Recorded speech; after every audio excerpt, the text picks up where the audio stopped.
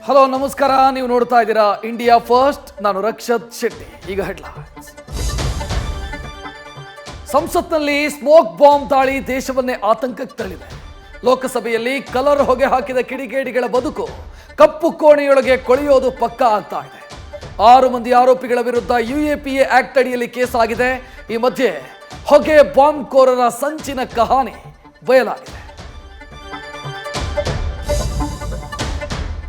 ಕೆಳಮನೆಯಲ್ಲಿ ಸ್ಫೋಟಗೊಂಡ colour bomb ಮಸಿ ಕರ್ನಾಟಕಕ್ಕೂ ಅಂಟಿಕೊಂಡಿದೆ. Smoke bomb ಹಾಕಿದ್ದ Manoranjan Hassan ಮೂಲದವನಾಗಿದ್ದಾನೆ.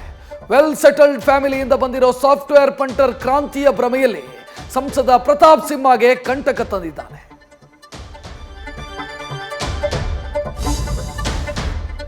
Parliament ಕಲಾಪದಲ್ಲೂ ಕಿಡಿಗೇಡಿತನದ ಹೊಗೆ ಸ್ಫೋಟಗೊಂಡಿತ್ತು. ಕೇಂದ್ರ ಸರ್ಕಾರದ ವಿರುದ್ಧ ವಿಪಕ್ಷಗಳ ಹೋರಾಟ ತಾರಕಕ್ಕೇರಿತು. ಸ್ಮೋಕ್ ಬಾಂಬ್ ದಾಳಿಯ ಚರ್ಚೆಗೆ ಆಗ್ರಹಿಸಿದ ಪ್ರತಿಪಕ್ಷಗಳ ಹೋರಾಟ ಹಳಿ ತಪ್ಪಿತು. ಸದನ ನಿಯಮ ಉಲ್ಲಂಘಿಸಿದ 15 ಸಂಸದರಿಗೆ ಅಮಾನತಿನ ಶಿಕ್ಷೆ ಸಿಕ್ಕಿದೆ. ರಾಜ್ಯ ಚಳಿಗಾಲದ ಅಧಿವೇಶನದಲ್ಲಿ ಹೆಣ್ಣು ಭ್ರೂಣ ಹತ್ಯೆ ಕೇಸ್, ಕಾಡಾನೆಗಳ ಹಾವಳಿ ವಿಚಾರ ಪ್ರತಿಧ್ವನಿಸಿತು. ವಿಪಕ್ಷಗಳ ಸದಸ್ಯರು ಇಲ್ಲದೆ ವಿಧೇಯಕಗಳ ಅಂಗೀಕಾರ ಆಯಿತು. ಈ ಮಧ್ಯೆ ಕೆಲ ಸ್ವಾರಸ್ಯಕರ ಸಂಗತಿಗಳಿಗೆ ಸದನ ಸಾಕ್ಷಿಯಾಯಿತು. ಸದನದ ಹೊರಗಡೆ ಮದ್ಯಪ್ರಿಯರ ಹೋರಾಟ ಎಲ್ಲರ ಗಮನ ಸೆಳೆಯಿತು. ಮಥುರಾದಲ್ಲಿರೋ ಶ್ರೀಕೃಷ್ಣನ ಜನ್ಮಭೂಮಿ ಪಕ್ಕದ ಶಾಹಿ ಈದ್ಗಾ ಮಸೀದಿ ಸರ್ವೆಗೆ ಕೊನೆಗೂ ಅನುಮತಿ ಸಿಕ್ಕಿದೆ. ವೈಜ್ಞಾನಿಕ ಸರ್ವೆಗೆ ಹಿಂದೂಗಳು ಸಲ್ಲಿಸಿದ ಅರ್ಜಿಯನ್ನ ಅಲಹಾಬಾದ್ ಹೈಕೋರ್ಟ್ ಪುರಸ್ಕರಿಸಿದೆ.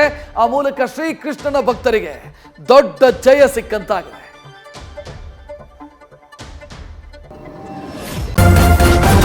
ನ್ಯೂಸ್ ಫಸ್ಟ್ ನಿರ್ಭೀತಿಯಿಂದ ನಿಮ್ಮ ಪರವಾಗಿ.